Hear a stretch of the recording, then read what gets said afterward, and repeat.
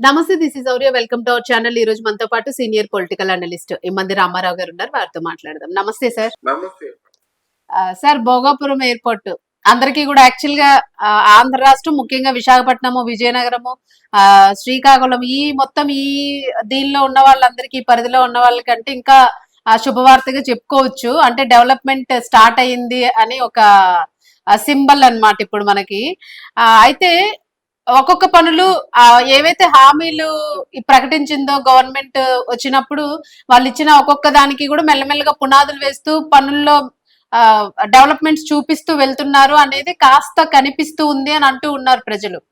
మరి ఈ ఎయిర్పోర్ట్ కి సంబంధించి మా ప్రభుత్వము, వైసీపీ, మేమే కారణము, మేమే దీనికి పునాదులు వేసాము, మొత్తం ఈ క్రెడిట్ అంతా మాదే అని చెప్పేసి వైసీపీ వాళ్ళు కొత్తగా ఒక స్టాండ్ తోని బయటకు వచ్చి మాట్లాడుతూ ఉన్నారు. మీరేమంటారు? దీన్ని టీడీపీ యాక్సెప్ట్ చేస్తుందా? ప్రజలకి కూడా తెలుసు అది ఎప్పుడు స్టార్ట్ అయింది, ఏంటి, శంకుస్థాపన ఎప్పుడు జరిగింది, ఆ పనులు ఎప్పుడు పూర్తయినాయి, ఇవన్నీ కూడా మీరేమంటారు సార్? ఇది వైసీపీ పార్టీ చేస్తున్నటువంటి సిగ్గుమాలిన చర్యల్లో ఇదొక చర్య. కొన్ని పిచ్చి పిచ్చి మాటలు ఉంటాయి కదా, ఏదో మతి భ్రమించి చిప్పు చిదిగిపోయి మాట్లాడతారు కదా, అలా మాట్లాడుతున్నారు. అలా మాట్లాడింది సామాన్యమైన కార్యకర్త అయితే బాగున్ను. సాక్షాత్తు అధినాయకుడు జగన్మోహన్ రెడ్డి మాట్లాడుతున్నాడు. ఏమని మాట్లాడుతున్నాడు తెలిసిన? ఓ పక్క అంటే ఆయన మాటలకి ఇంకొక నాయకుడి మాటలకి తేడా మీరే గమనించండి. నేను మాట్లాడుతూ ఏదో కేవలం 10, 12 ఫ్లైట్లు తిరిగేదానికి అంత పెద్ద ఇంటర్నేషనల్ ఎయిర్పోర్ట్ భోగాపురంలో అవసరమా అంటాడు పెద్దాడు. ఎవరు? నాయకుడు జగన్మోహన్ రెడ్డి. బొత్స సత్యనారాయణ ఏం చేశారంటే, ఇది చాలా పాప ఆయన నెంబర్ 2 కాంగ్రెస్ పార్టీలో ఉంటే నెంబర్ 2 పొజిషన్లో ఉన్నాడు. ఆయన పూర్తిగా మతి భ్రమించిందేమో తెలీదు. అసలు భోగాపురం ఎయిర్పోర్ట్కి శంకుస్థాపన చేసింది జగన్మోహన్ రెడ్డి. ఈ ఘనత ఈరోజు భోగాపురంలో ఫ్లైట్ ల్యాండ్ అయిందంటే ఈ ఘనత జగన్మోహన్ రెడ్డిదే అంటున్నప్పుడు అందరూ నవ్వుకున్నారు. అవును, తాలూకు మానసిక పరిస్థితిని చూసి జాలిపడ్డారు. తొందరగా కోలుకోవాలని దేవుడికి ప్రార్థనలు కూడా చేశారన్నమాట. ఎందుకంటే ఎంతకు దిగజారిపోతాడు అనుకోలేదు. ఒక 70 మంది ఎమ్మెల్యేలని తన వెనక పెట్టుకోగల సామర్థ్యం ఉన్నటువంటి నాయకుడు బొత్స సత్యనారాయణ భోగాపురానికి శంకుస్థాపన జగన్మోహన్ రెడ్డి చేశాడంటే ఎంత దయనీయమైన పరిస్థితి చెప్పండి. ఆయన అంటే ఎంతైనా భయం ఉండొచ్చు. దాన్ని శంకుస్థాపన చేసింది చంద్రబాబు నాయుడు 2019లో చేశారు. అప్పటి విమాన శాఖ మంత్రి అశోక్ గజపతిరాజు గారు.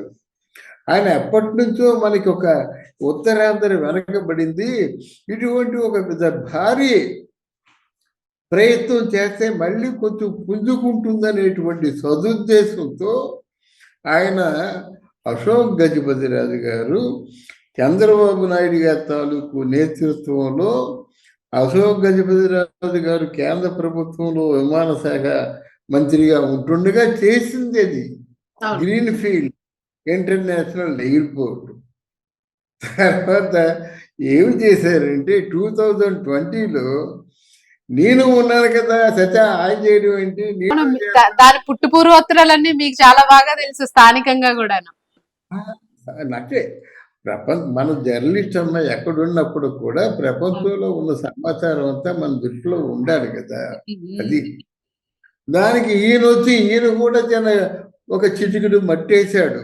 మట్టి వేయడే కానీ 5 సంవత్సరాల్లో అక్కడ ఏమీ జరగలేదు, ఏమీ చేయలేదు. జగన్మోహన్ రెడ్డి ఉక్కు రోసం కొద్దీ వాడెవడు శంకుస్థాపన చేయడానికి, నేను చేస్తానని చెప్పి ఒక శిలాఫలకం తీసుకెళ్ళి శంకుస్థాపనలు చాలా చేశాడు. అన్ని శిలాఫలకాలకే డబ్బంతా వేస్ట్, ఖర్చు తప్ప ఇది కూడా ప్రారంభం కాలేదు. ఆయన కాలేజీలాగే ఒక కాలేజీ పూర్తయింది, మెడికల్ కాలేజీ, మిగతా అన్ని పునాదుల్లో ఉన్నాయి. ఇక్కడ ఈ ఇంటర్నేషనల్ ఎయిర్పోర్ట్ అన్నది ఒక ప్రాంతానికి చెందింది కాదు. మనకున్నటువంటి ఇప్పుడు విశాఖపట్నం రేంజ్ లో ఉన్నటువంటి ఎయిర్పోర్ట్ కి కొన్ని సాంకేతికమైనటువంటి ఇబ్బందులు ఉన్నాయి. భారీ వర్షాలు పడినప్పుడు అక్కడ ఫ్లైట్లు దిగడం కానీ ఫ్లైట్లు వెళ్ళడం కానీ కష్టం. దానికి అనుకూలమైన స్థలం ఎక్కడుంటుందని వాళ్ళు పర్యవేక్షించినప్పుడు అక్కడ భోగాపురం ఆ ప్రాంతంలో 50,000 ఎకరాలు సేకరించారు. 50,000 ఎకరాలు అంటే ఇంచుమించు మన శంషాబాద్ ఎయిర్పోర్టు అంతకంటే పెద్ద ఉండొచ్చు మాట. 50,000 ఎకరాలు తక్కువ. అయితే దానికి వీరేం చేశారంటే గ్రీన్ ఫీల్డ్, ఏవియేషన్ తగ్గటువంటి అవన్నీ కూడా చాలా పటిష్టంగా చేశారు. అంటే శాశ్వత కాలం ఉండిపోవలసినవి కదా. దీనికి రామ్మోహన్ నాయుడు 2024లో ఆయన ఈ ఏవియేషన్ అంటే విమాన శాఖ మినిస్టర్గా అయినప్పుడు మళ్ళీ వచ్చాడనమాట. మళ్ళీ వచ్చి దీన్ని నేను ప్రతిష్టాత్మకంగా తీసుకొని ఇక్కడ నేను ఇంటర్నేషనల్ ఎయిర్పోర్ట్ అన్నది ఆల్రెడీ శాంక్షన్ అయి ఉంది కనుక దీన్ని 2026లో నేను ప్రారంభిస్తాను అని 2024లో చెప్పాడు మాట. ఏంటంటే ఎప్పుడైతే ఆయన విమాన శాఖ మంత్రిగా ప్రమాణ స్వీకారం చేసి భోగాపురం వచ్చి దాన్ని మళ్ళీ ప్రారంభించాడు, ఆ డేట్ కూడా మంత్ కూడా చెప్పేశాడు.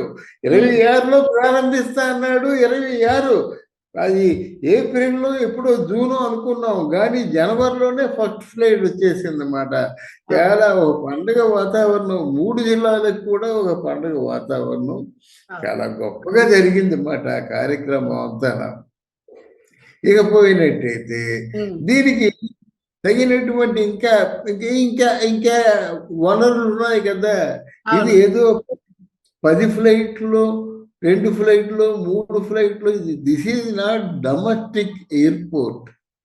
ఆయనకి డొమెస్టిక్ ఎయిర్పోర్ట్ కి ఇంటర్నేషనల్ ఎయిర్పోర్ట్ కి తేడా తెలిసే ఉంటుంది. ఆ డొమెస్టిక్ ఎయిర్పోర్ట్ లో ఏదో నిర్దేశితమైనటువంటి ఫ్లైట్లు కొన్ని దిగుతాయి, వెళ్తాయి, అయ్యో 10 ఎన్నో కావచ్చు. కానీ ఇంటర్నేషనల్ ఎయిర్పోర్ట్ అంటే అలా కాదు కదా. ఇంటర్నేషనల్ ప్రతి దేశానికి వెళ్ళడానికి ఇక్కడి నుంచి ఫ్లైట్ కావాలి. ఇక పోయినట్టయితే భోగాపురం టు విశాఖపట్నం ఒక హైవే పెట్టేస్తున్నారు అన్నమాట.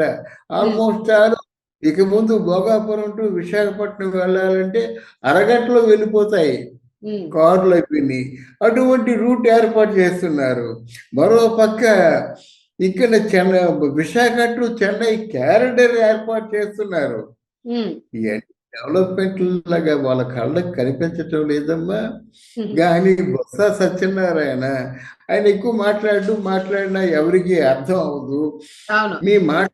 నా మాటలు మీకు అర్థమైనా అర్థం అవ్వకపోయినా నేను చెప్పేస్తానని చెప్పేసి మొత్తానికి మనసులో ఉన్న మాట చాలా గంభీరంగా చెప్పాడు మాట. ఎయిర్పోర్ట్ స్థాపించింది జగన్మోహన్ రెడ్డి, నిర్మించింది జగన్మోహన్ రెడ్డి.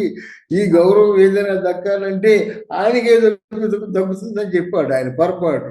మరి ఆ జగన్మోహన్ రెడ్డి ఏం మాట్లాడుతున్నాడు ఆయన తెలియదు కదా. ఈయనేమో జగన్మోహన్ రెడ్డి ఘనత అని చెప్పినట్టయితే ఆయన అసలు ఈ ఎయిర్పోర్ట్ ఎందుకని ఆయన ప్రశ్నిస్తున్నాడు అక్కడ.